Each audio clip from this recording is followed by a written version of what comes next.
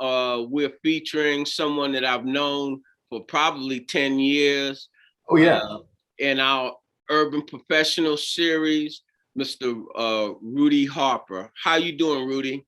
Hey, Carlos, happy to be here with you. Always a pleasure to see you. Have a lot of admiration for you and all that you've been able to accomplish. So anytime that you need me, you know I'm going to make time for you. Thank you. Let's get right into it. I want our community to know a little bit about you. I know I met you when you were in college over at Park University, and I don't know whether it was journalism or that's the program you were in, because I know videos and all of that really were just coming out. People were just using those tools, and I wanted you to tell our audience a little bit about yourself. And let's go back to, Kansas City is like your home base, but you're not from Kansas City. You right up the road, right outside of St. Louis. I think it's St. Charles. That's correct. So I've always called Kansas City my adopted hometown. I've had many, as you'll hear, as I talk about kind of my journey across the country in the broadcast journalism industry. But you're right. You touched on a good point. While I was at Park University, our professors were teaching us how to not only be in front of the camera, but also how to record behind the camera. And we have many conversations about that. So let's talk about your journey, and let's talk about your journey in this context. As we go back to St. Charles, what grade school and all the way up, talk about some of the mentors that helped develop your personality, and who did what and how that came about. That's a real good question. So someone that comes to mind, of course, I have family members who always been instrumental in my life and have always taught me that, education is a great equalizer in anything that you want to do in life. So as long as you get your education, there's no door closed for you. But someone that also comes to mind is a man by the name of Art Holliday. And he is a broadcaster in St. Louis, a longtime broadcaster at a station with the call letters KSDK. And growing up as a young boy, your family always watched the news. It was on at 6 o'clock, 5 o'clock, when you walk in the house and to catch up what happened throughout the day. And I saw this guy, this African-American who looked like me. And I was intrigued by it because there wasn't many African-Americans on TV at an anchor desk or in the field on the street. That means reporting live about a story, right? And so I was very intrigued. Always watched this guy named Art Holliday. And I thought, man, if he can do it, I can do it. So at a very young age, I always knew that I was going to be on TV. I thought that I thought news broadcasts would be a good platform for me, but growing up, when I was, early years in college, I thought maybe I could be on one of those reality TV shows and become somebody that way. But thankfully, in my mind, I took the route of becoming a broadcast journalism student at Park University. So Art Holliday, one of many influences, and today he still broadcasts. He is a news director at KSDK now. Recently was given that opportunity, and he became a mentor of mine. But Carlos, when I was 16 years old, my family allowed me to drive across the bridge from St. Charles to St. Louis. For some people in the suburbs, it's a big deal when you go across the bridge to see, to go to downtown St. Louis, So I'll never forget that moment when I went to KSDK Studios, drove up, I parked my grandma's Cadillac. I thought it was the coolest thing ever. And I fed the meter. That's when they had meters now, not the iPhone where you download the app and, put your credit card in. And I walked into that studio at 16 and I sat on a booth and watched the newscast. And that moment cemented my future. And I knew that I could become a broadcaster and do what I've done and what I may do in the future. Because I think broadcasting has a lot of benefits, and we'll talk about that too, I'm sure. Another person real quick is my grandfather, always been a great influence to me. Overcome adversity. My grandparents, they bought a house. And what's their name? Because our audience don't know who they are. Give them their props. Yeah. And I would love to share a photo of them too with you. They're in their 90s. They still get around and do everything. Thomas and Mary Stevenson in St. Charles, Missouri. And shout out from the baby boy. Yeah, my biggest heroes, honestly. I talk to them every night still, just to catch up on what they're doing. And they bought a home, and the neighborhood did not want them there because of the color of their skin. And there was a petition that the neighbors started to get them out of the neighborhood, right? And my grandfather worked for McDonnell Douglas at the time, which is now called Boeing. And one of his managers also lived in the neighborhood, and he got a hold of that petition and tore it up and said that these are good people. My grandparents still live in that house today. So, of course, my mother and my parents were divorced when I was at a young age, and so I've had a distance relationship with my father, but my mother has always given everything to support me and my career, and making sure that I was taking the right steps in life and trying to prevent me from that outside world and being a young African American man. I want to cut you off there, because you're being featured on Urban Professionals and a lot of young people. This is what I tell a lot of Black kids in general. You're not the first one to come from a broken home. And how important was that support from a mom? Express that a little more to your frame of mind and getting on the right track. Oh yeah, I think it's no secret because there's many elements to that, right? So growing up as the man of the house, I had a sister who was 18 months older than me, right? But you're growing up as a man of the house, right? You want to protect, your family, your mom and your sister. But I'm a little man, and I don't know everything yet. So I'm learning as I come up. It's hard for a single mother to raise a son or sons. It's not an easy feat at all. Shout out to all the mothers who are doing this right now and trying to raise these young men. Trust me, it's going to be worth it one day. And so, from little things, Carlos, from having the responsibility to take out the trash and understanding how important that is, from little things to making sure, you're watching over your shoulder for little things for your mom and your sister, and just making sure people aren't disrespecting your family. My mom's still dated, I saw some dudes come in the house, but I'm a young man, I don't really know what life is yet, but you can kind of sniff out the people who want to take advantage, of your mother who's going to work, 5-6 days a week, trying to raise a family. She's doing well for herself, but you're right. But a broken home doesn't define, your future. And I think that, a lot of people have overcome adversity and overcome, the challenges of maybe not having the resources that other people like your friends may have. I grew up in the suburbs. A lot of my friends, their parents were still together, and they had the pool, they had the car when they were 16, they had the subs. I didn't have all that. But I knew the only way to get it was that great equalizer, and that was an education. So if that answers your question. That does, because let me say, when I say that, because before we got on there, I was sharing you with Cascade Sports and all of that. And a lot of our community, our kids play sports. And a lot of them have been doing this 30, 40 years.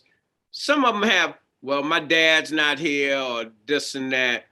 But it's more, I'm like, son, the real world is, it doesn't make a difference. If you got that support from mom, she's holding it down. Now you got to do your part. Did you feel that you couldn't let her down and your grandparents, because they had done their part, and the neighborhoods that you moved into, you were in the neighborhood, but you didn't have all the accoutrements that the kids that came from them parents had, the cars, the different things to an extent. Oh, for sure. You're exactly right. And, it was only, I went to a high school of 1,500 kids. There was only 20, 25 Black kids in my high school.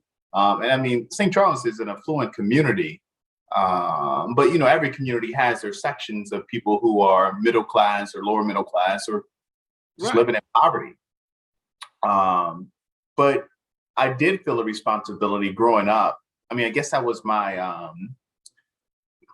that's what encouraged me to keep going, is the hard work that I saw my family put in, and the dedication that they believed in me to do something further, to make sure that they were shown that, their investment in me didn't go for nothing.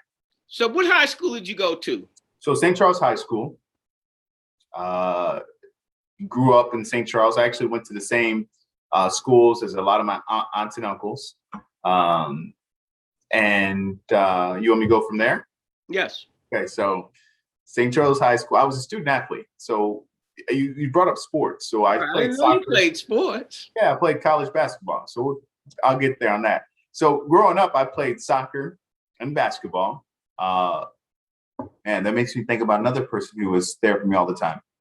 So soccer games every Saturday, used to be at the field all day, 2 or 3 games, and basketball, Boys and Girls Club. So Boys and Girls Club was the greatest thing for me ever in St. Charles. And that's where a lot of, younger African-American kids would go and hang out and play.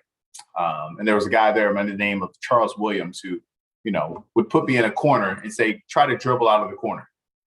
And he would foul me real hard and say, watch your handles. And he'd build me up, and he was he was older than us. And we just thought he was the best ever. He went and played for Milliken and, tried out for the NBA and everything else. Still a great guy, still in contact with him today. He was my high school basketball coach for a little bit too.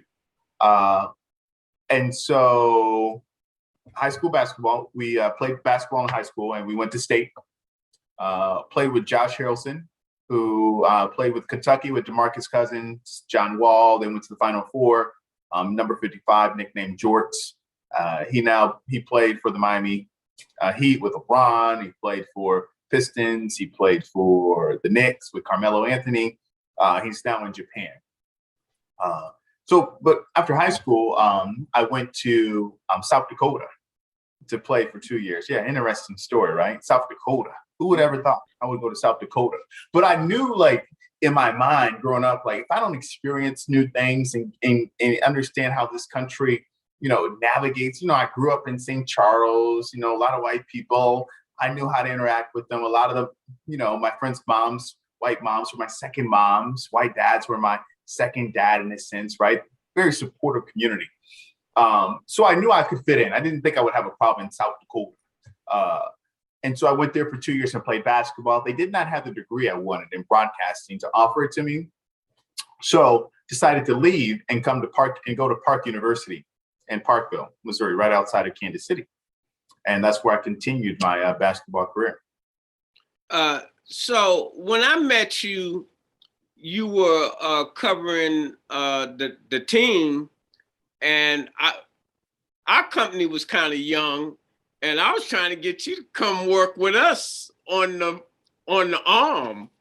Oh, I remember we would talk all the time about coming on board. And that's why you had such a big vision that has come to fruition, right? And I remember you having these big visions, bold visions, really.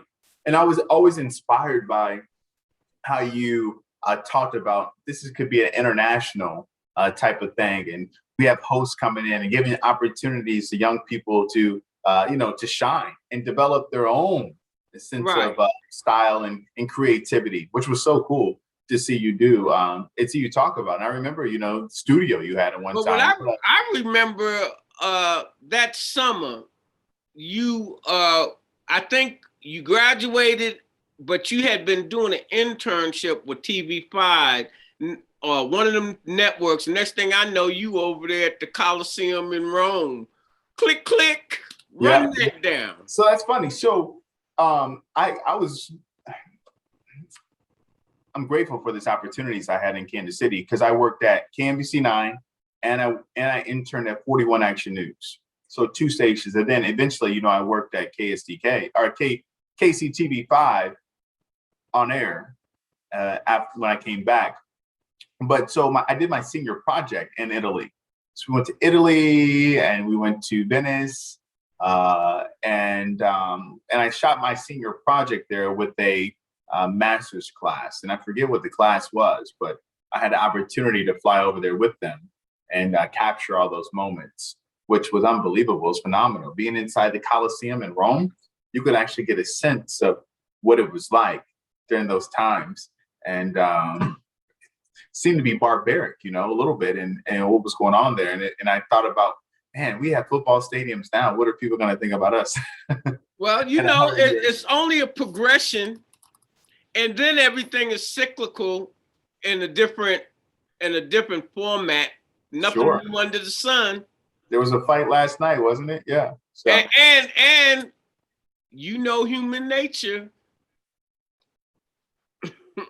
and we hold it.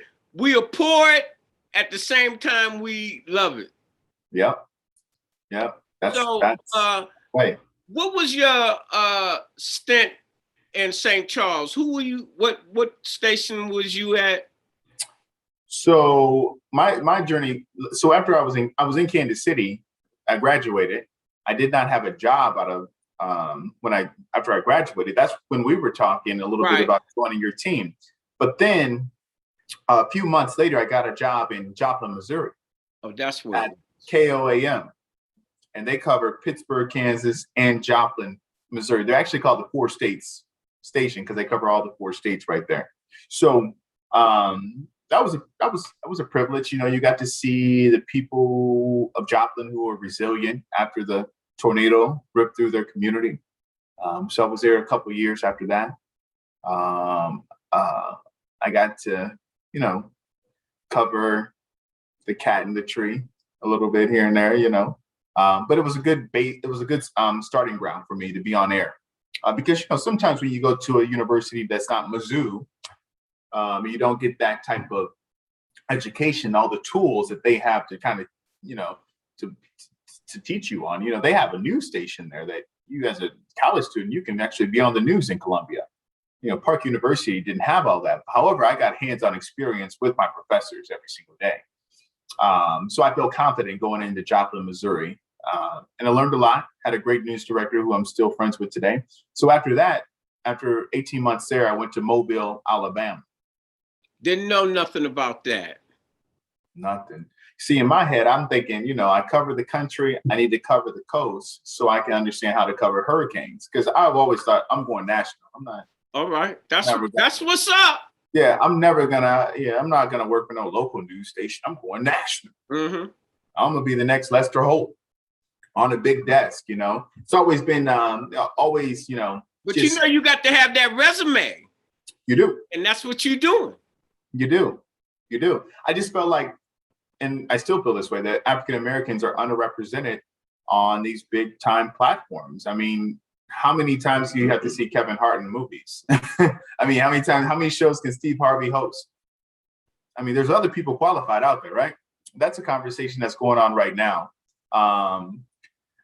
And so I want to get in that conversation. So if you're having it with other people, because that is what our whole network's about, that you have one major source of communications for the most part, and that's the major networks. And the major networks, they have, because you work, they have 30 minutes to put 500 hours in. That's all of content. And a lot of times, I won't say they got it wrong, they only got what the handlers give them. And so a lot of times what the handlers know, it's just a spin factory, and you need some alternate voices. And that is one of the major reasons I'm like, why do you see the same Black actors in every, I'm not hating on anybody. But not at all. It's a closed system. And they're like, well, they already understand the rules. They're not going to get out of line, and we'll just work. You hit the head on the coffin right there. They're safe. That's what they think. They're safe. And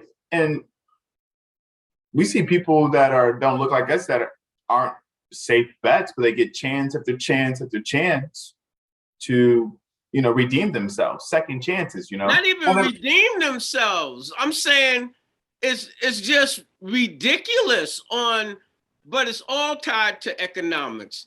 Yeah, it is. Let's keep it moving. How did you get in the position that you're in now? And tell our audience what you do right now for a living.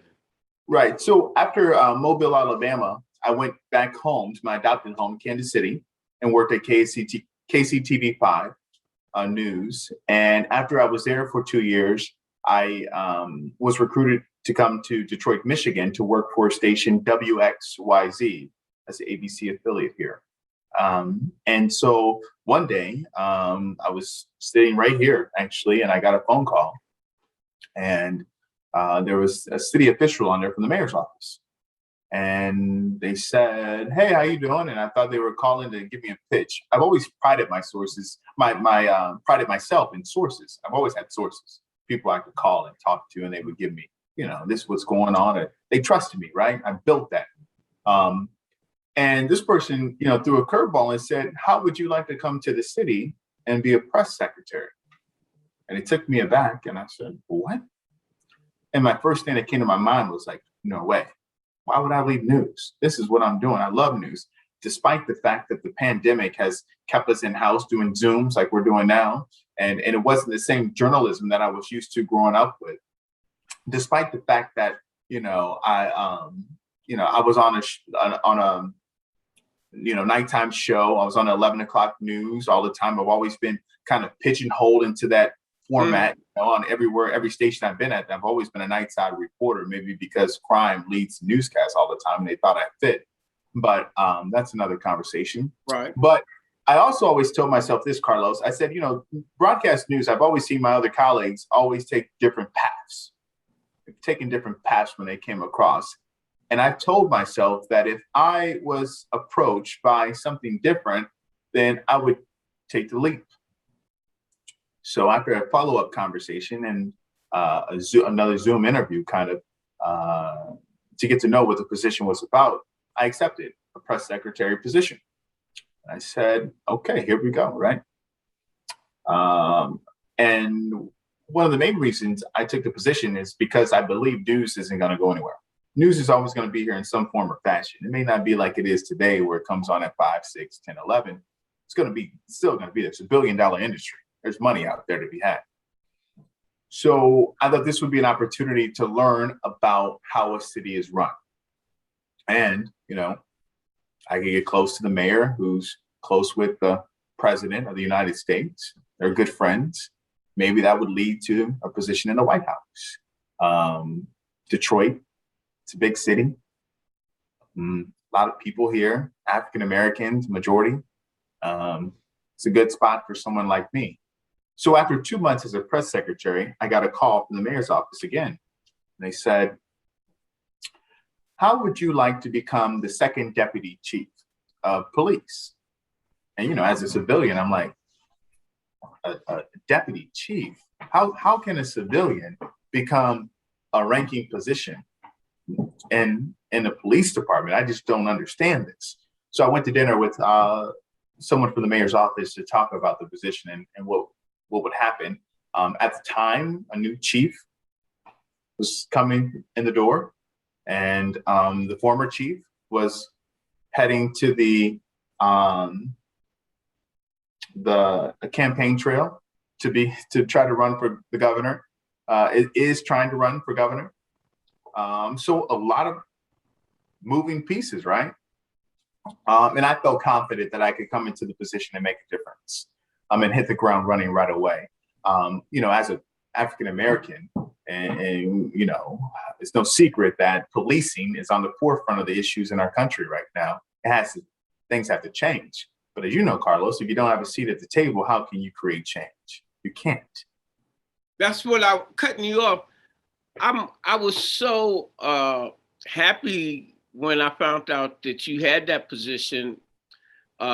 I think all police departments in this country need to take a look at who's delivering their message, because I won't say crime is exclusively African Americans, but for the most part, is the disadvantage that are trying to scratch out a living, and a lot of them look like us, and having a press secretary that looks like us can have some of the empathy and some of the Oh, yep, understanding that of what's going on, and that's a two-way street yep. because you're dealing with the officers and you're dealing with the you're their press secretary for sure, but by you being a person of color, you understand some issues better than someone else that might be in your position.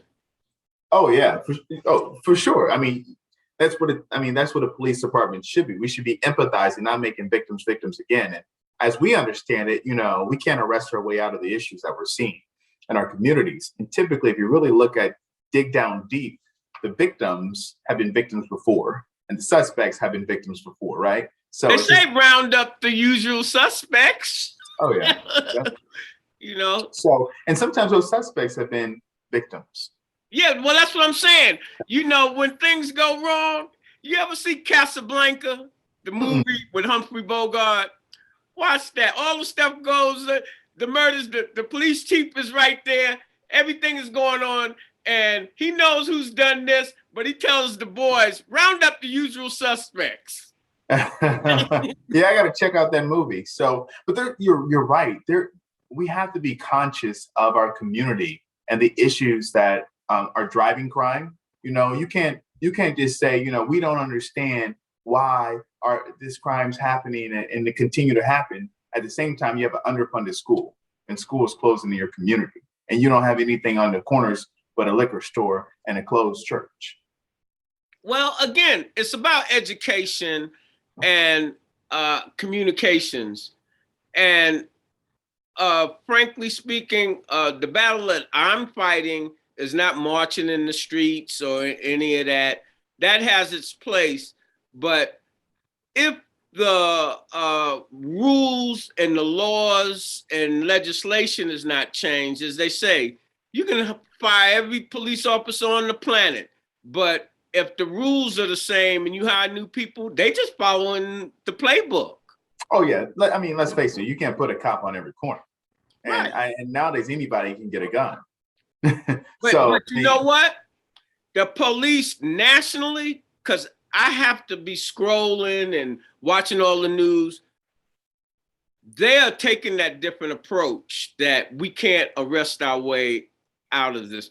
And I think it's a national, not a national consciousness, subconsciousness, not just with the police, with this pull out of Afghanistan. It's like people that have looking at things different, all this war and stuff, get us out of this. We need to be investing dollars and cents in our educational, our infrastructure, and communications, and all of that. All of how, and that's changing the system, the systemic redlining, and all of those things. If we start improving on that, I feel that the police departments and our country will do better. Oh yeah, I think it's about community policing. Also, it's another element of all this. Understanding your community. You can't have all your officers living outside your city and just coming to your city to try to police a community. Well, the community don't like that. They don't like that. So in Detroit, I can only speak for this department, is that we have a diverse police. I told you I used to run around up there on 7 Mile, 8 Mile, back in what I talked to you about off camera. That's when I had to leave New York, and I was there, and Detroit was the murder capital of the world. And you have some special issues there, and Halloween and all kinds of things. They be burning the city down. So when you have, to do that. Go ahead. When you have good community relations, it makes your department much easier to work with the community and can tamp some of the frustration down. Yeah, I mean, you're exactly right. And so we have neighborhood police officers who go in and settle those minor disputes before they escalate into gunfire. We have, dedicated resources to helping our students return back to school. And we have our officers are trained for crisis intervention training. And our goal is to have every single officer have that training. How important is this training now? Because on a national level, the department heads and commissioners, they're talking about reset. Mm-hmm. It's critical. I mean, it's vital. I mean, you can't, it helps an officer. Not every officer has a bias, right? But we all see things in a certain way. But it just gives those officers another tool to be able to respond empathetically, right? But also making sure, I mean, they got to protect themselves, but it gives them just a tool to use to try to connect with the community. For example, a barricaded person in their home, suffering from maybe losing their job, or they don't want to live anymore, right? So those first officers on the scene are able to use that training that they have to kind of talk that person down. Instead of just first thing pulling a gun saying, I'm gonna, put it down or whatever else. They're able to use those resources that they're taught through a health organization that's here. They lead that programming. They're able to talk through that with people. And we've seen it's very successful time and time again. How do you feel your chief is, and I don't expect you to say nothing but good things, but my boss. Yeah, right. But I'm just saying, Detroit is going through a whole lot of different things, and bringing you there as a fresh air. And your story about them contacting you, your character spoke to them. You talking about how can you be a commissioner and this and that? They did their damn FBI, CIA on you, and know that you squeaky clean, and that's what they need. They need someone that can represent them and say, this is an instant reset. I don't know what took place last year, year before last, but we're moving forward, and these are the type of individuals that we're moving forward with. That's what I see, and that's from afar. Well, I appreciate you saying that. I really do. That's kind. I think that it's imperative that we bring in young people with new ideas and be innovative. I think it's important that, for me, this is my team that I lead. It's important that we stop preaching to our community. We have to come. We don't need to tell them this is the rule. They already know the rules, right? And in news, I mean, the consultants always said your audience is not dumb. Mm-hmm. They know you're not pulling something over them. So how we communicate, even little things online about the parks. We have an issue with the park sometimes. People staying too long, too late at night. So instead of, putting out something like, we're going to crack down, zero enforcement on the parks. No, we just let people know, we make a flyer and say, just a friendly reminder, parks close at 10 p.m. We're not trying to go at you or preach you, just reminding you, because you know what, at the end of the day, some people forget. We've been in a pandemic. It may not be top of mind at the moment, right? So that's how we're taking a new approach and communicating. When we're on scene sometimes and there's something going down about a victim and the news media wants to know every single, A to Z. Sometimes, we're conscious of that victim and not making them a victim again. We're conscious about the suspect that we took into custody, that we're not too quickly releasing the person's name and all their information, because they may not have done it while we're still interviewing them. I want to wind this up, but I want to know, you spoke of young people. I'm going to say what's happening here in Kansas City from my understanding. I'm letting everybody know I'm not no reporter. This is not journalism. I have conversations, but I was asking some of the talking heads last week. I was like, what's going on down at City Hall? I've been on this. They was like, they letting all the old people go and they bringing in new blood. That's cute. Huh?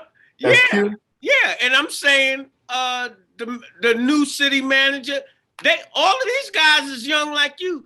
If you That's go my boy. to What's Up Kansas City, I just did an interview with the first Black head of Parks and Yeah. Recreation here, Roosevelt Lyons. All of the single family come up with, that's the point. Every time I talk to someone, a lot of Black people that are successful, man, we come from homes that our moms put it out for Well, us. And, well, and you it's know more, about the Black woman in America. yeah, oh, Do we yeah, need to go there? yeah, That, and that, I know that what could my be a mother whole had. conversation. Yeah, but the bottom line is we look at things a little different when we're looking at society, when we're looking at our community. And if we're educated, we basically know the real reason, the systemic part of that.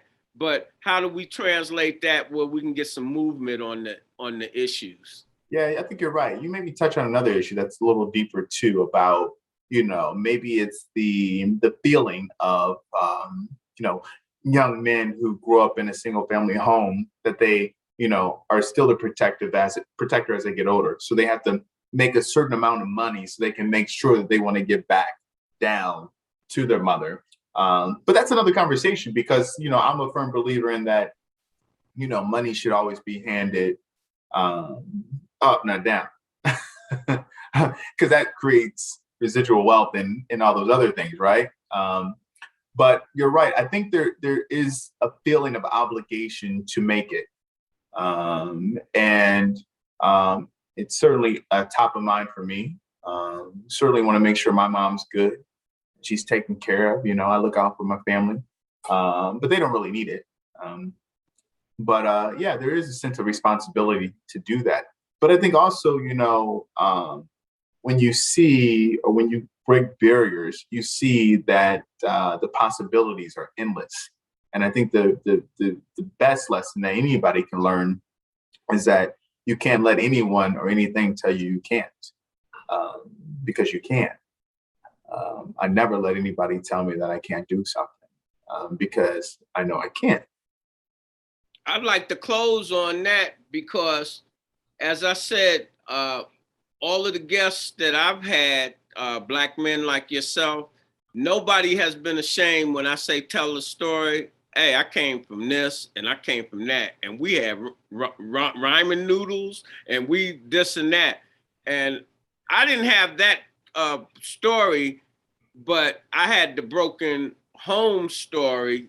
My mother raised me. I didn't have the financial stuff, but if you running around and you in the hood, all your friends, you know what's what.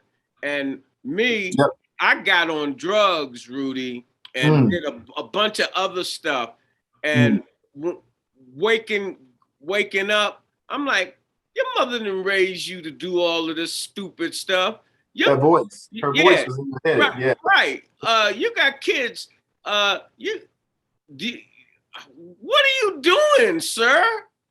Yep. You want them to be proud of you. I had gotten homeless and a lot of other things, man.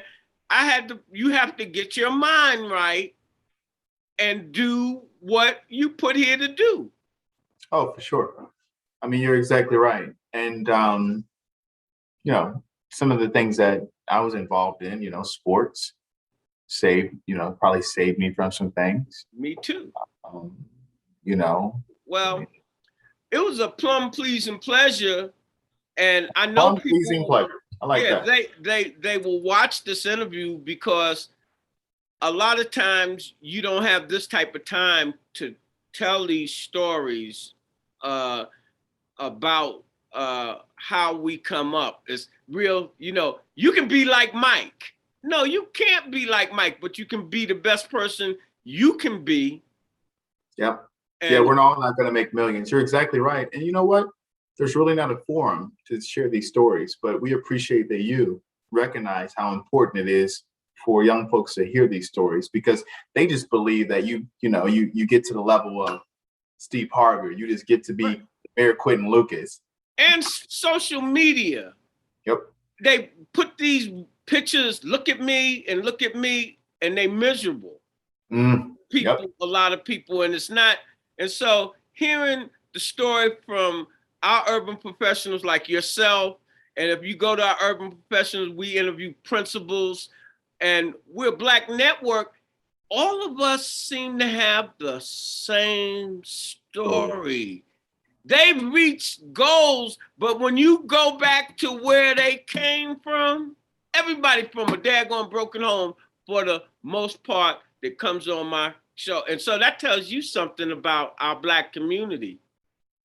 Oh yeah, it's certainly telling, but also it tells you that that anyone can break ceilings no matter where you come from, and also that there's a pathway paved that many people have trotted for younger folks, and it's incumbent upon them to continue to make sure that that pathway stays intact and doesn't overgrow. Right. And I look at individuals like yourself and the other urban professionals and young Blacks, that y'all are the tip of the spear for our community. Yeah. Moving forward, because you have the intellect and you have the knowledge of who you are, and you know what's out here. And the sky is the limit. You've already said that. Nobody's putting no ceiling on me. I want to go to the White House. And that is the attitude that our young people have to see coming from people who look like them. It's not, you know, a lot of people say, Mr. Nelson, you always talking that Black stuff, because we are Black network. It's only one race, it's a human race. But I have to go hard Black because I'm like one of the only people in my lane to get my community's message out. Well, Carlos, just before we wrap up, I'll just say this, is that I always tell young people who look, you know, like me, or they want to be on TV one day, I always tell them that's great. But the time is now more than ever to create your own. It's you know, for me, I see these social media apps go viral off of TikTok dances and things that people that look like me create, but they don't benefit. They don't get the benefit from it. Yeah. And so the time is now more than ever to come up with your own. And people out there are now more conscious too. They're looking for bold ideas. So I always encourage young people who say they want to work on the news. I'm like, well, create your own platform. YouTube, start there. Create your own platform. Where else you want to go? Create your own YouTube. In closing, as we always close, when you invest in your community, you're really just investing in yourself. Good night. The program is brought to you by the Kansas City Business Association.